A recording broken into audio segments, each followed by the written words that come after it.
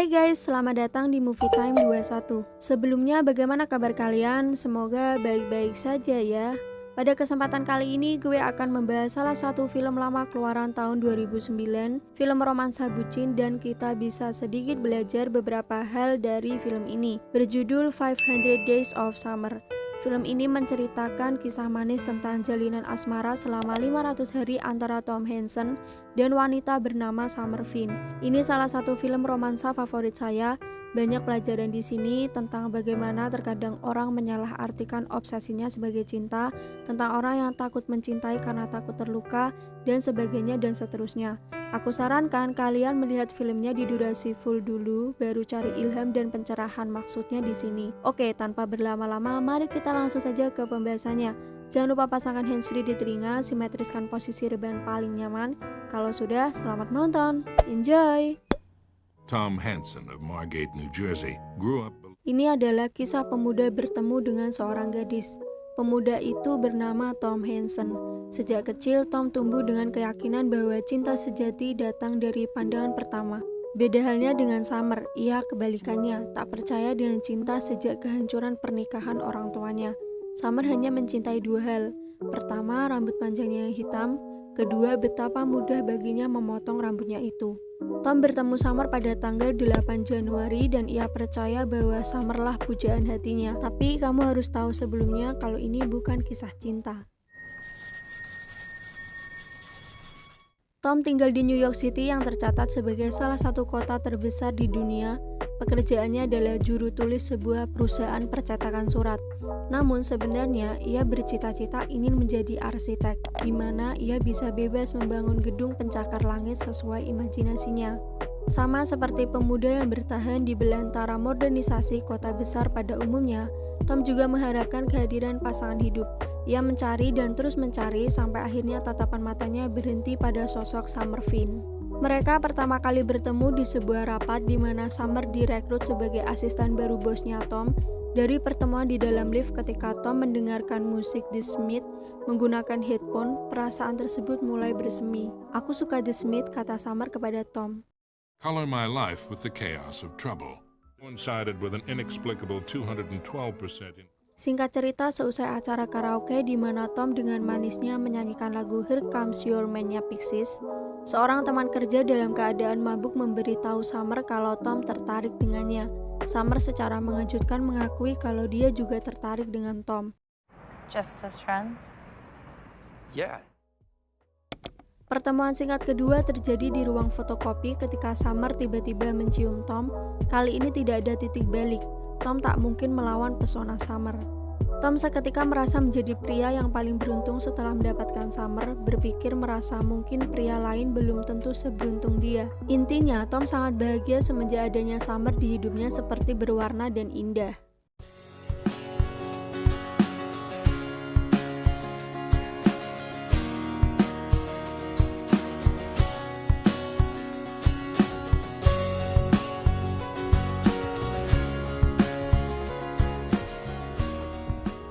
Tali asmara antara keduanya perlahan terjalin. Sejak itu mereka kerap kencan, bertukar pikiran tentang apapun, sampai akhirnya memutuskan punya hubungan istimewa. Kendati begitu, tema istimewa di sini tak serta-merta dapat diartikan sebagai ikatan seperti pacaran. Summer dalam sebuah perbincangan ringan di IKEA dengan Tom menegaskan bahwa ia tak ingin relasi mereka dianggap kelewat serius. Intinya Summer tipe-tipe cewek yang gak suka komitmen. Bahayanya, berhubungan dengan perempuan sebebas Summer adalah tidak adanya kepastian. Setiap saat bisa jadi momen terakhir dari hubungan tersebut. Karena Summer hanya melakukan apa yang dia suka. Tidak ada logika yang cukup fleksibel untuk menjelaskan perbuatan Summer. Dia melihat segalanya dari kacamatanya sendiri. Oleh karenanya, hanya dia yang mengerti apa yang sebenarnya dia perbuat. Sayangnya, Tom tidak tahu tentang semua ini. Ralat dia sengaja memilih untuk tidak tahu tentang semua ini. Dia terlalu terpana dengan pesona Summer. Bukan saja Summer terlihat menarik di matanya, tapi juga dia suka hal-hal yang disukai Summer. Bertanya terlalu banyak soal kepastian hanya akan merusak hubungan mereka. Dan Tom jelas tak ingin kehilangan Summer. Jadi Summer ini tipe-tipe orang yang kayak let it flow, yaudah jalani aja dulu. Mengingat dari awal dia udah bilang kalau dia nggak percaya cinta, katanya dia merasa tak nyaman menjadi pacar seseorang dan lebih suka sendiri dan bebas. Menurutnya adanya hubungan itu bikin kacau dan orang-orang akan terluka. Hey, kita ini masih muda dan jalani hidup dengan bersenang-senang. Untuk masalah serius nanti saja. Tak ada yang namanya cinta, itu hanyalah fantasi. Begitulah menurut Summer. Sementara Tom tipe orang yang sangat percaya cinta, keseriusan, dan lain-lain. Sangat bertolak belakang dengan Summer. Ya, intinya terhitung 500 hari Tom bersama Summer, mulai dari awal bertemu dan sampai bisa sedekat ini, mereka juga kerap kali melakukan sesuatu yang intim. Menonton film bersama, pergi ke perpustakaan, jalan-jalan, melihat gedung-gedung indah, bahkan Summer membolehkan Tom menunjukkan keindahan kemampuan arsiteknya di atas tangan Summer. So sweet sekali bukan?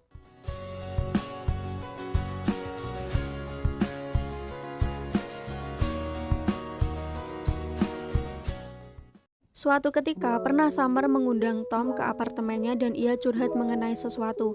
Kalau Summer masih saja merasa sendiri dan kosong setelah kebebasan dan kesenangan yang ia jalani sejauh ini. Dan 6 kata setelahnya merubah segalanya. I'm not just anybody. Karena hubungan mereka semakin intim, seperti halnya pasangan pacaran pada umumnya, Tom kerap kali menanyakan kejelasan atau intinya Tom butuh validasi dari hubungan ini. Tapi Summer menjawab dengan, "Gak tahu, intinya aku bahagia, bukankah kamu juga?" Gak jelas kan, jadi maksudnya gimana? Kembali lagi kayak cuma ya udah jalani aja dulu. Jatuhnya ini cuman hubungan TTM-an. Nah, ada suatu kejadian di mana saat mereka berdua datang ke sebuah bar dan bertemu dengan pria yang menggoda Summer sampai akhirnya Tom memukul pria itu. Karena mengatakan kalau Tom terlihat seperti tidak kekasih Summer. Sampai rumah, Summer marah karena Tom melakukan perbuatan itu. Summer mengatakan kalau kita cuma berteman. Dari situ, Tom merasa tersinggung setelah semua kebersamaan mereka di sepanjang hari. Mulai dari bergandengan tangan, ciuman, keintiman, dan lain-lain. Masa iya Summer menganggapku cuma teman? Tidak seharusnya ia memperlakukan seorang teman begitu. Terus di situ Summer mengakui bahwa dirinya menyukai Tom, cuman dia nggak ingin ada komitmen dan berhubungan lebih serius. Tom marah dan pulang, sampai pada malam harinya Summer datang kepada Tom dan meminta maaf karena dia sudah marah. Sampai pada hari ke-282, tiba-tiba Summer berubah menjadi dingin dan pendiam ketika berkencan dengan Tom.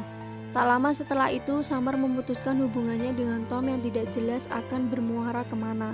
Ben The Smith yang awalnya menjadi pembuka hubungan Tom dan Summer ternyata menjadi angin lalu bagi Summer pada hari ke-300 ke atas. Selain itu, Summer juga sudah resign dari kantornya. Bisa dibayangkan bagaimana sakit hati dan hancurnya Tom yang ditinggal saat sedang sayang-sayangnya. Dalam waktu yang lama, Tom terus larut dalam lukanya.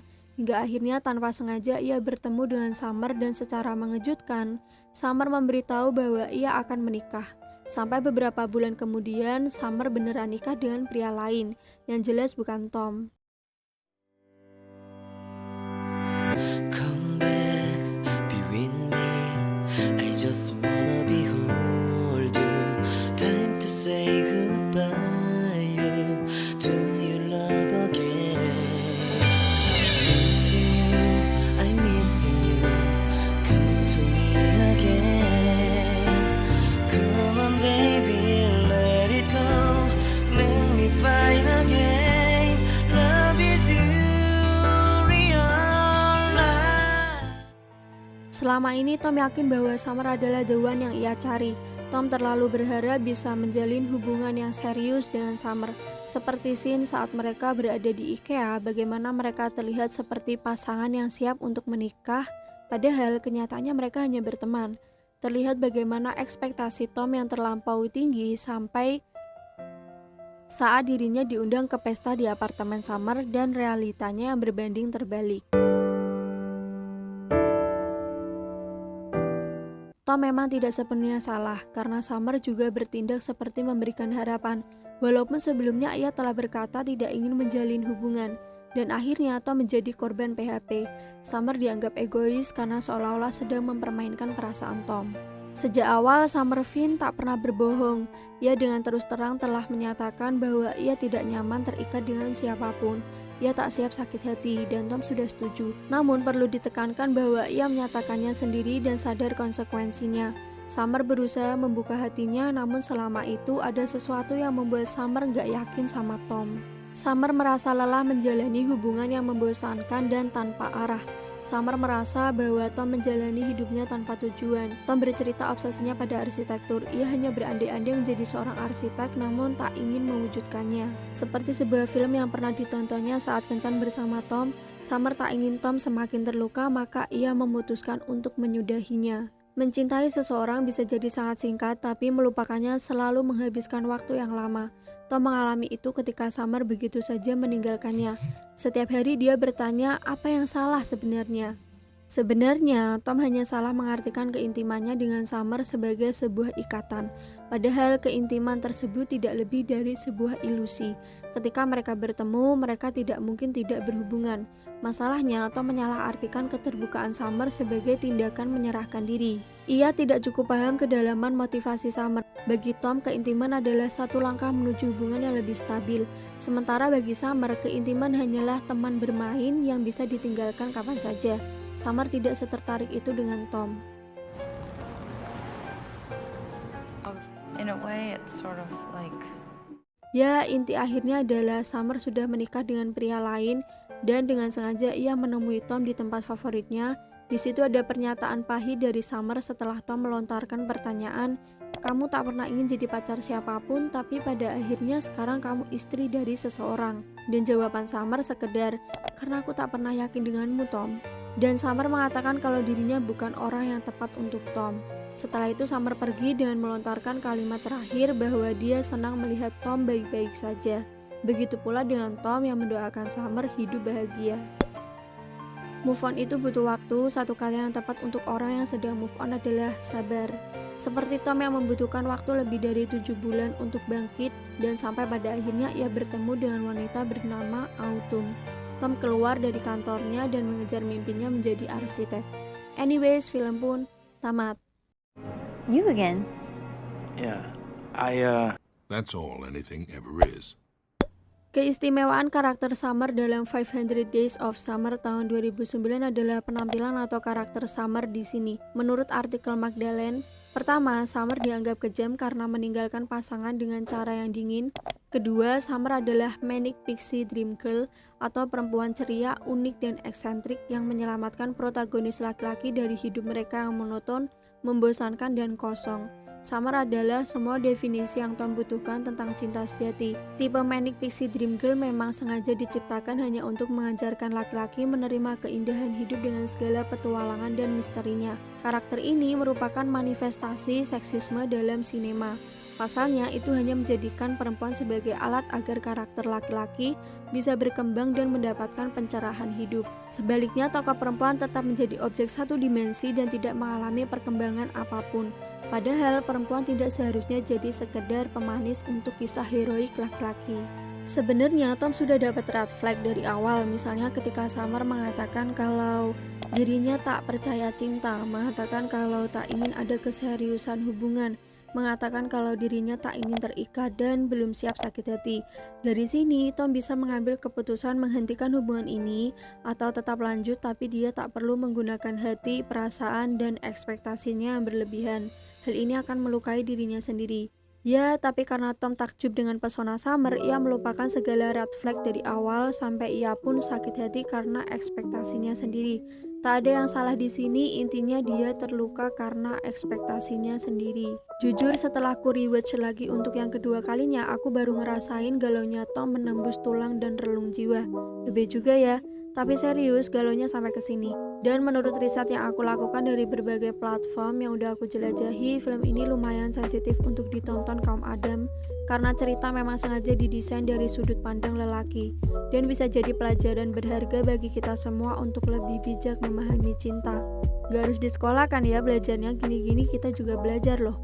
Overall menurut aku ceritanya bagus, mengandung banyak pelajaran berharga, dan karena ini banyak direkomendasikan sama orang-orang, banyak dibicarakan sama orang-orang, aku tertarik banget buat bahas film ini.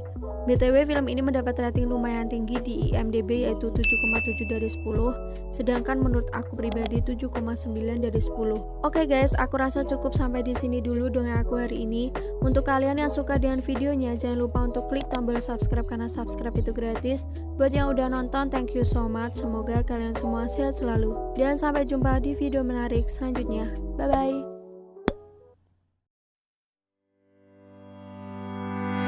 Come back, be with me.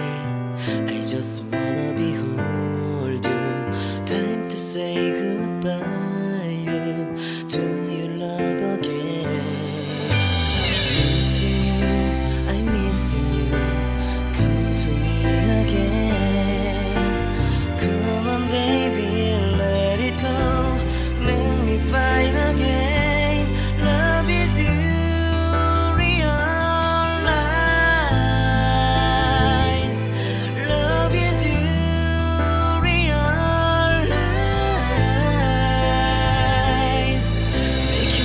Make you feel